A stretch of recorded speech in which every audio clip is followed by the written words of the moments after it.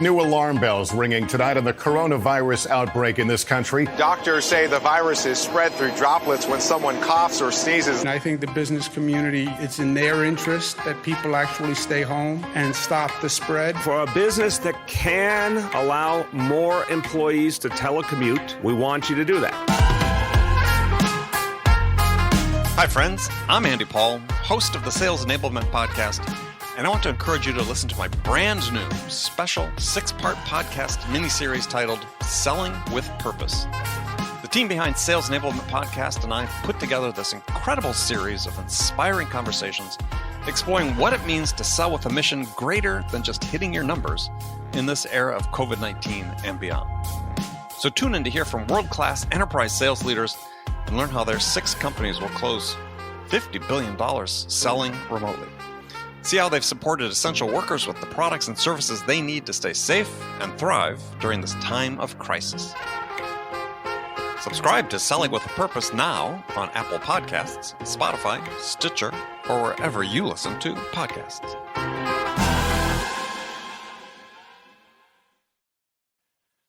Guided Selling from RingDNA makes your entire sales team more effective by revealing exactly what reps should do and when to do it. Guided Selling works by transforming sales data into a curated list of prioritized sales actions. So when reps start their day, they'll never again wonder which prospects and accounts or hot inbound leads to reach out to next. Guided Selling even shifts reps' priority in response to real-time buying signals. Finally, even new reps can sell like seasoned ones. Let RingDNA be your guide to success. Learn more at ringdna.com/guided selling. That's ringdna.com/guided selling.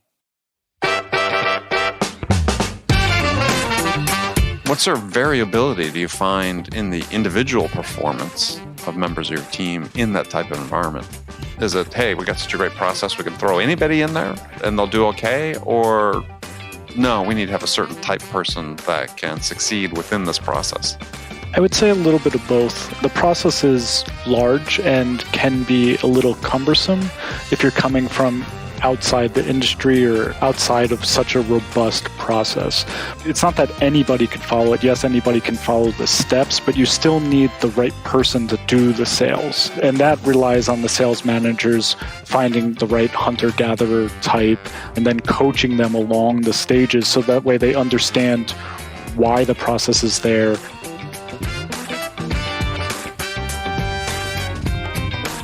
Hey friends, welcome to the Sales Enablement Podcast. I'm your host, Andy Paul. That was Ben Cohen. Ben's the head of sales excellence and marketing for North America and South America for Hella. That's a $10 billion German enterprise serving the automotive industry worldwide. And Ben's joining me today on Sales Enablement, episode 779, to talk about how to effectively transition major account sellers who historically have nurtured critical strategic relationships with face-to-face selling, how to transition those sellers to virtual and remote sellers. We'll dig into how Ben and Hella define sales excellence and how to measure success in that role. All this and much, much more coming up. But before we get to Ben, I want to let you know that the whole team of people who work to produce this podcast are incredibly grateful for all of you who support us by listening to the show, telling your friends, sharing it on social media, and most importantly, subscribing to the show and giving us your feedback in the form of a rating and a review. And if you haven't already connected with me on LinkedIn, please do, because that's where I'm having a lot of conversations about sales these days. And if you go there as well, you can drop me a message if you have a question about anything we discuss on this program, and I'll make sure I get back to you. So thank you for that. All right, let's jump into it with Ben. Ben, welcome to the show. Thanks for having me, Andy. It's a pleasure. So tell us where you're hunkered down for the duration. Right now, I'm in my house in Chelsea, Michigan, which is just a little west of Ann Arbor, Michigan. Yeah, very, very nice. Hopefully you're not like season ticket holders for University of Michigan football this fall. We're actually Michigan State fans, so yeah, sorry. That's okay. Go green. Go Spartans. All right. Yeah, my high school were Spartans. Okay. So tell us a little bit about Hella and interesting company, a very, company just so big, but one of these companies that's so big, but you've never heard of before. At least I'd never heard of before. But we probably encounter your products all over the place. Sure. So don't feel bad. Before I worked at Hella, I didn't know Hella either. But Hella is one of the leading suppliers in the automotive industry. And we make everything from all different sorts of lighting, which we're most known for. So headlamps, rear lamps, tail lamps, interior lights. If it lights up in your car, we're probably involved in it in some way. And then we also have our electronics division where we make all sorts of different sensors. Motor position sensors. We have electrification products to be able to use to go into more battery electric vehicles. We have actuators. We have all sorts of different products. So that's the biggest part of the company. And then we also have an aftermarket and special applications division. So aftermarket meaning like auto parts stores and so on? Exactly. So we sell parts for the aftermarket. Got it. And are they labeled Hella or are they under some other? They're labeled Hella. So most people in the U.S. know us for the rally lights, actually, that because they can say Hella on them. Okay. But when we make it for a GM, a BMW, a Daimler, obviously they're not going to let their headlamp say Hella on it. No. Okay, I don't have rally lamps on my car, so yeah. So it's a pretty big company. I mean, it's like 7 billion euros. Correct. Wow. So how many employees? It's about 40,000 worldwide. 40,000 worldwide. And publicly owned, privately owned? It is mostly still owned by the original family, but is traded on the German stock exchange. Got it. Okay. Yeah, I was trying to figure that out when I was looking at the website. So how do you sell these products then? I mean, so your job is if I remember correctly, is in charge of sales excellence for the Americas. So how do you sell your products? Sure. So in my role as head of sales excellence and marketing, I basically help tell the story, help with the processes, the tools, and the support for the sales team. The sales team has the interesting job of trying to sell products into the OEMs, so the GM, Ford, FCA, and either through established connections or the OEMs actually come to Hella as a known supplier sometimes and say, we need X, what do you have? Or what's your proposal? And it's always a two-way street. It's not your typical cold calling or things like that, but it is a lot of maneuvering around, finding the right people, the right way to talk to them, whether they be in sales or in engineering, and just always being able to find your way into the right person to excite them about your product. And potentially somebody that has a project coming up or something that you're aware of that you could be of service to. Yeah, of course. So we're always watching the market to know what vehicles are coming up within a pretty good accuracy. And then we'd be able to provide our services and our technologies based on what's coming up, what consumers are asking for, how we can help reduce cost, all the typical USPs that you want to have. And given that you're selling to such large accounts, do you have like account teams, account team for Ford, account team for GM, account Ford for Daimler? I mean, how do you organize that? Exactly. So we are customer focused. We really try and be customer centric. So the selling teams are set up by the different customer groups all around the world, and then within that, they break it down by different product groups. Okay. So in the U.S., roughly how many salespeople that you have? In the U.S., roughly about 35. 35. And I imagine they're mostly in the field. I mean, so this has to have been sort of a transition for them in this whole work-from-home environment. So it's been a transition, I think, not only for them, but also for their managers and some of the other executives actually seeing that work from home is possible. We are able still to connect. We are able to still maintain those connections, those deals, even though the plants have shut down and no one's making anything right now. They're still planning for projects that are coming 2 years from now. So our sales team has been working even harder, I would say, now than they were before. But they are able to do this remotely, and it's been a really interesting time and a quick change that they had to make, and they've done a really amazing job at it. So walk us through that. So what were some of the transitions they had to make? Obviously, it's a big change when you can't go and meet face to face and go wander the hallways at your clients, and as which I'm sure they were doing, right? Working in big accounts. Yeah, I know the people I need to go see and touch bases with them. So how are they doing that now? So the way they've been able to change is, obviously using technology to connect with people, but it's not only the connection with the customers, because they're used to doing phone calls when they had to, or whatever, a Teams meeting or whatever it might be. The biggest transition now is that they're not sitting next to each other, learning from each other, hearing the story from each other, aligning with the engineer and within the company. Mm-hmm. So the internal collaboration, I would say, has probably become the most difficult transition, but also has really had the greatest benefit, long-term benefits to the company, because we have become and are becoming better at internal collaboration, mainly through a tool. We use Microsoft Teams. Right. Has really allowed people to stay in contact with each other, have quick alignment meetings, and things like that. Yeah, the point you made before is if they're like, my experience with most people these days is they've actually more than filled their days with Zoom meetings. The small meetings you used to find somebody to run something in the hallway, and suddenly becomes an item on your calendar. Right. And now they're able to, figure out their calendar a little bit better. Working from home, I think, has also allowed people to be more organized in a way, because you don't have as much interruptions. You can schedule your day a little easier. Of course, there's always going to be the 5-alarm fire that happens, but for the most part, you can be a little bit more scheduled on what works best for you. So if you are that person who wakes up a little earlier, well, you can just start working a little earlier. And if you're that person that you're always showing up to the office 10 minutes late because you wake up late, well, now you don't have to drive. So it kind of evens out as well.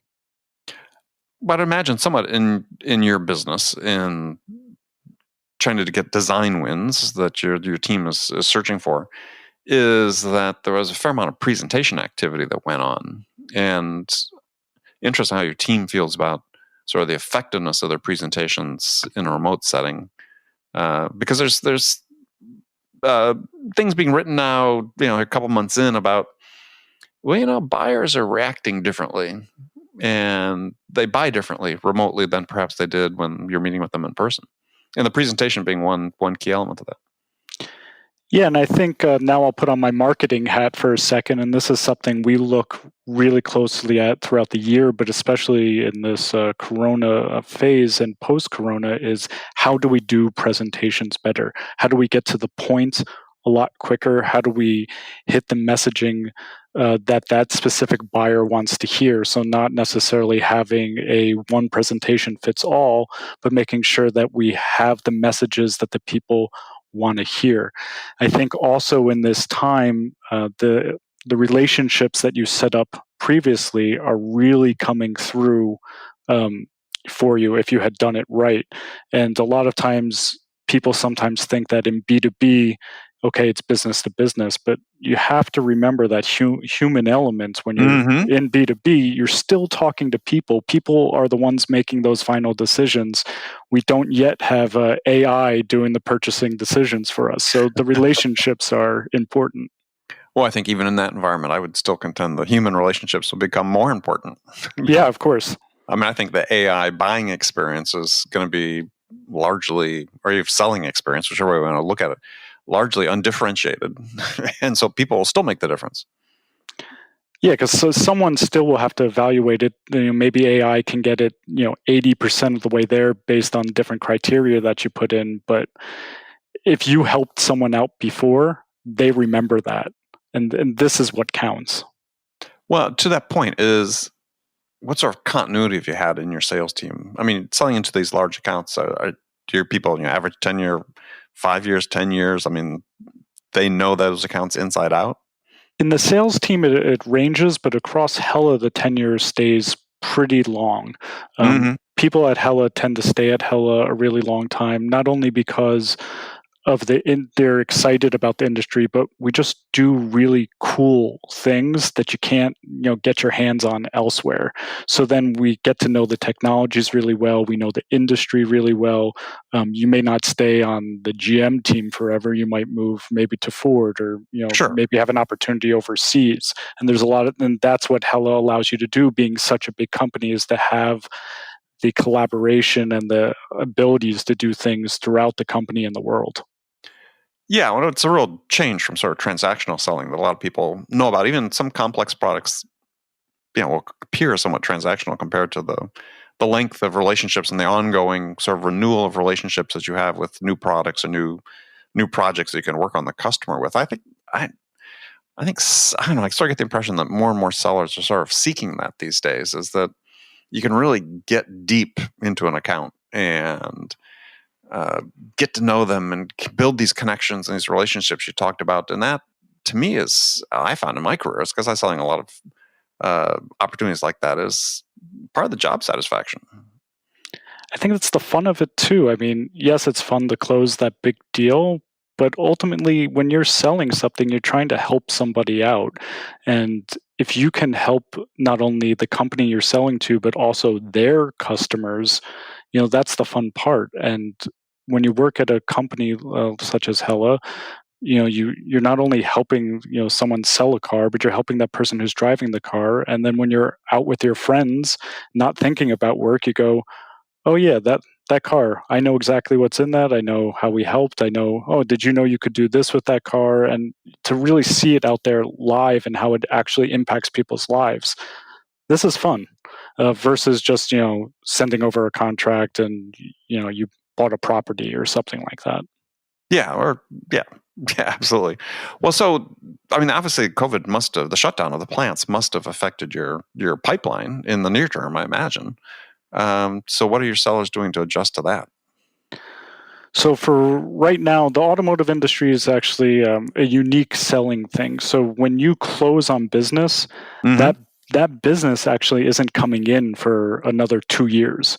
There's a whole you win the business, the car isn't being made for another 2 years, So during those 2 years, there's all this development and change management and a lot of things leading up to it. So we have a lot of current projects that are still running. We have we know there's new vehicles coming in years to come. So the sales team is able to still be selling a lot and dealing with all the change management for those deals that are years out. For the revenue that's coming in today, right now it's a little wait and see of how the plants reopen and then how we can support our customers the best way as soon as possible. Yeah. Yeah, interesting. It's Yeah, I was just thinking about that because a lot of times big deals is you contracts on a milestone basis as opposed to purely just on unit delivery. And do you have those types of contracts where you have some sort of built-in front-end engineering that sort of paying the bills till you start shipping? There's different milestones along the way. A lot of tooling has to happen. A lot of engineering change has to happen. So there's some things that kind of just keep you going until you actually start delivering the parts, and that's when you're really making the money. No matter where your sales team is working from, RingDNA can enable them to be more productive and effective. RingDNA offers a complete platform for remote sales teams that gives reps the tools they need to connect with more prospects and create more opportunities and drive more revenue no matter where they're working from. And managers can get real-time insight they need to coach reps to success. Win more deals from anywhere on the planet with RingDNA. Learn more about how RingDNA helps remote teams at ringdna.com/remote work. That's ringdna.com/remote work. New alarm bells ringing tonight on the coronavirus outbreak in this country. Doctors say the virus is spread through droplets when someone coughs or sneezes. And I think the business community, it's in their interest that people actually stay home and stop the spread. For a business that can allow more employees to telecommute, we want you to do that. Hi, friends. I'm Andy Paul, host of the Sales Enablement Podcast. And I want to encourage you to listen to my brand new special 6-part podcast miniseries titled Selling with Purpose. The team behind Sales Enablement Podcast and I put together this incredible series of inspiring conversations exploring what it means to sell with a mission greater than just hitting your numbers in this era of COVID-19 and beyond. So tune in to hear from world-class enterprise sales leaders and learn how their 6 companies will close $50 billion selling remotely. See how they've supported essential workers with the products and services they need to stay safe and thrive during this time of crisis. Subscribe to Selling with a Purpose now on Apple Podcasts, Spotify, Stitcher, or wherever you listen to podcasts.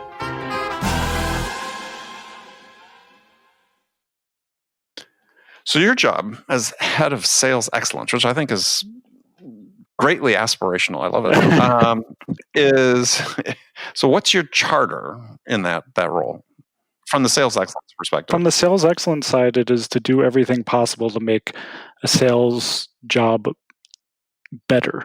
And that's not only to help them sell more, it's to make sure that the data that they input and collect for the company is better for the entire supply chain within the company. So we do everything to support with process, tools, and physical support of the sales team. So give us examples of some specifics. Sure. So literally our department is in charge of the processes that govern how sales works to make sure that we have consistency throughout the entire globe of how the sales team works, to make sure that data integrity is good. So when the salesperson does close this deal and it's not really happening for another 2 years, that the people in the logistics and the operations side of things can do their planning properly based on the input that we've put in 2 years prior. Mm-hmm. On the tool side, our biggest one would be using Salesforce, which is what we use for our CRM. And Right. we not only use it for our CRM, we use it as a planning tool. We are the team behind it, along with our IT team, who has incorporated into older legacy systems that we can now use the benefits of the cloud, and we can use automation to make people's lives easier. And then we also have teams around the world that then help our sales team input some of that data, maintaining some of those opportunities and making sure the data integrity again stays as clean as possible. Well, when you're saying input the data, I mean physically inputting. I mean the salesperson goes on a sales call, or sales team goes on a sales call and come back, and your team, not them, but somebody else, inputs it into Salesforce. What happened? It's a bit of a shared experience. So as the opportunity is rolling, the salesperson is the one inputting into the CRM because they have all the information right at their fingertips. They're writing their meeting minutes. They're gathering the information of the deal. After something has actually been awarded, our teams help change the data in all the different systems that we have in Hella to maintain the correct pricing as different milestones are hit, different planning materials, when invoices should hit, and things like that. So more like a sales operations team.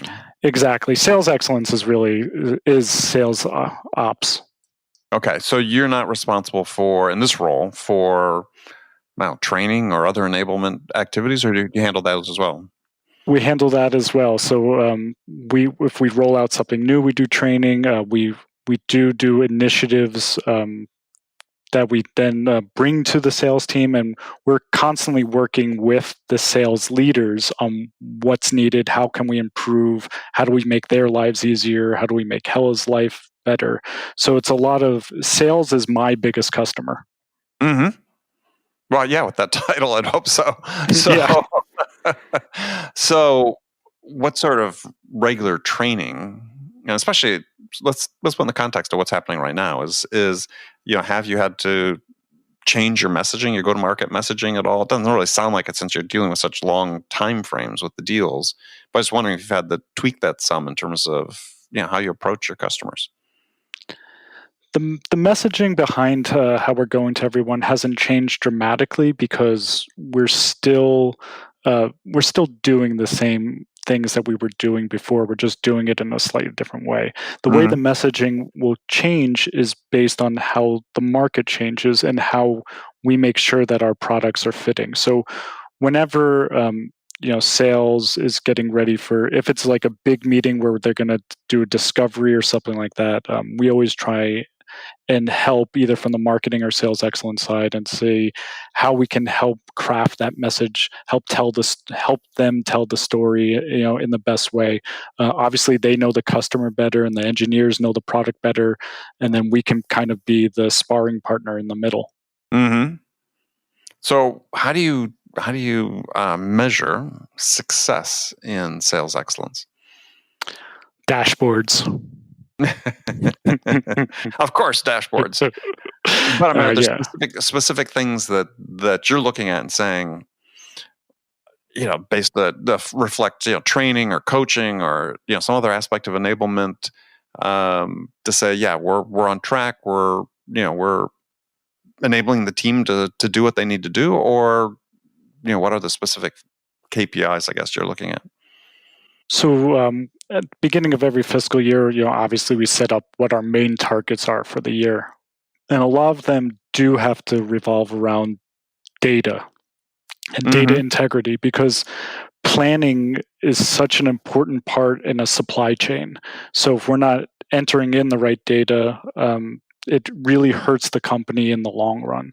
So we have KPIs based around a lot of different data inputs. We have KPIs based along how well are we actually following the processes that we set up? Because not only does it tell us, okay, are we following the processes? Do we need to train people on it? But is there a problem in the process? And do we need to, go back and reflect and, be agile about this and constantly be reviewing things to see how do we make the process better? And by process, you're talking about your sales process. Correct. And so what are sort of the key elements and stages of your sales process? Because you have this long lead time. And how are you monitoring that?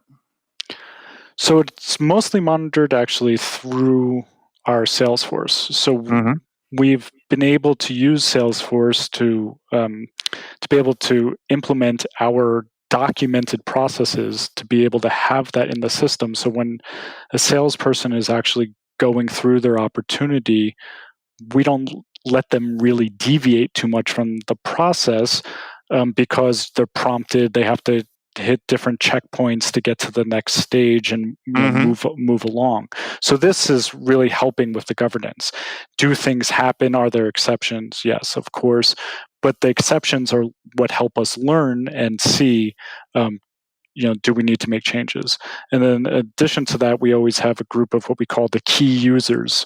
And basically every account has assigned one key user that works with our team, that when we have something new to roll out or a new idea or a new way to do something, they're kind of our sparring partner within sales to tell us, yes, this is a good idea, or you guys are crazy, this is never going to work, and here's why. And then we can go back and retool.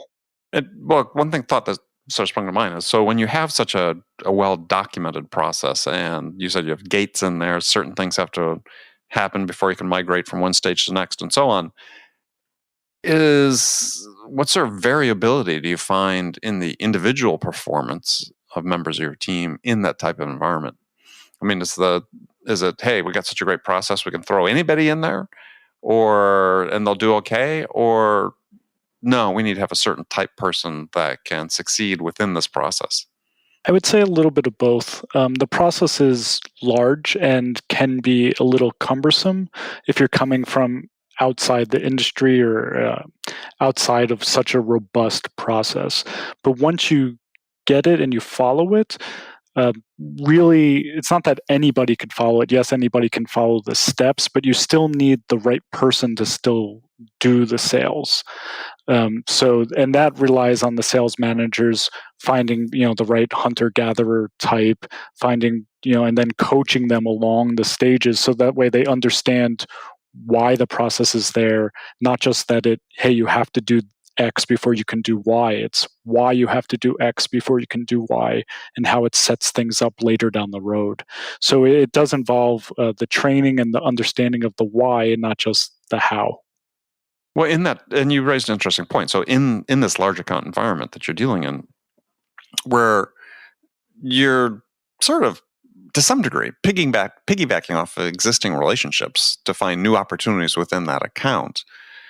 Yeah, sort of interesting. The profile you talked about, finding hunter gatherers and so on is what is that profile you're looking at? Because in a lot of cases now, companies goes to account management or program management or people that are not necessarily sort of classic hunter profiles.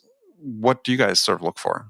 Well, you need a good mix of both, right? You need the people who are, biz dev experts who are good at getting the foot in the door, opening up the new doors that didn't exist before, and showing the new products, continuing on programs. And you always need a fair amount of those guys and girls because they're the ones who keep the business growing. On the other side, you also need the people who are good at just the account management and keeping things alive, especially in a program that starts 2 years after you've won the deal, then could run for another 6 years of the car being made.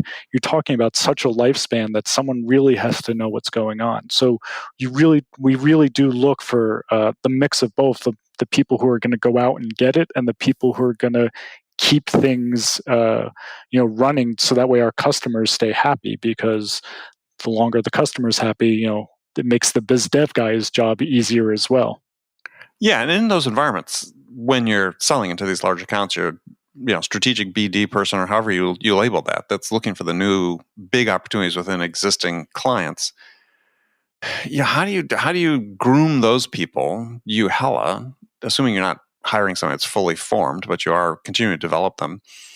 How do you train them with the requisite business acumen, curiosity, to be that person to sort of ask the extra question, to uncover those new opportunities, to have sort of the the situational awareness from a business perspective, say, oh yeah, this might be a good time to talk about this with this particular client?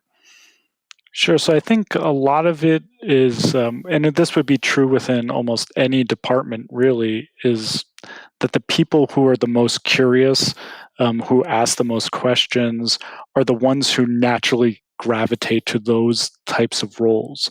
So it's not training the people on the particulars of this very complicated industry is just a standard procedure part of the job. They need to learn a whole list of acronyms. They need to know, how our part fits into the whole ecosystem and things like that. But it's really noticing and keying in on the people who are curious, who are pushing the button, who are going the little extra mile to be able to open up these opportunities.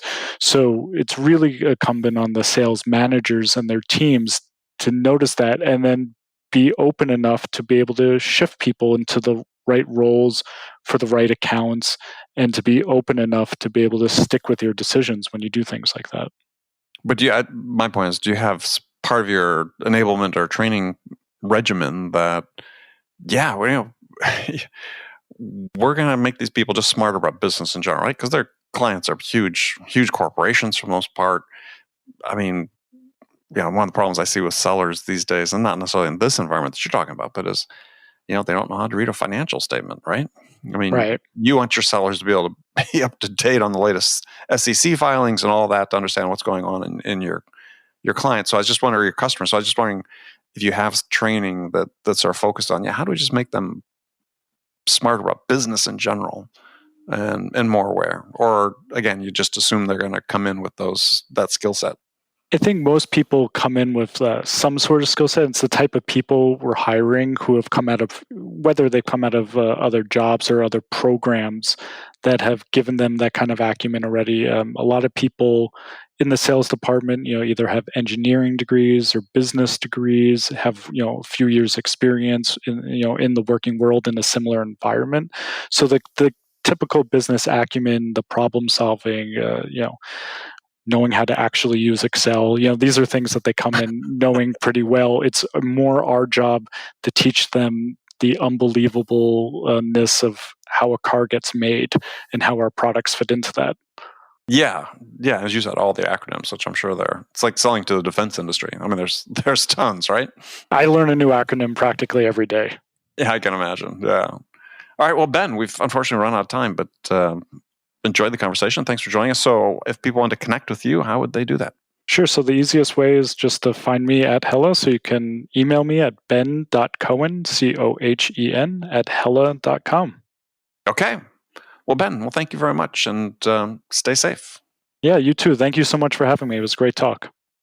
Okay, friends, that's it for this episode. First of all, I want to thank you for taking the time to listen. As always, I'm so grateful for your support of the show. And I also want to thank Ben Cohen for sharing his insights with us today.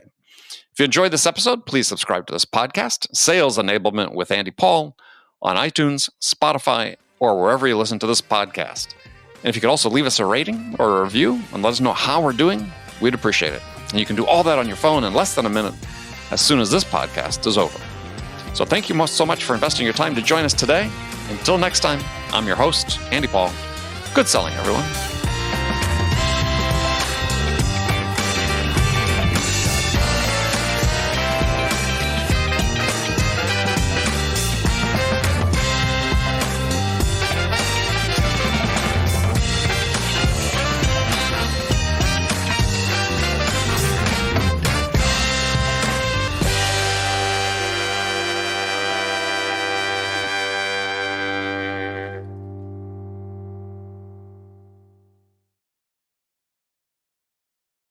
RingDNA is the leading sales enablement platform that uses AI to help scale business growth.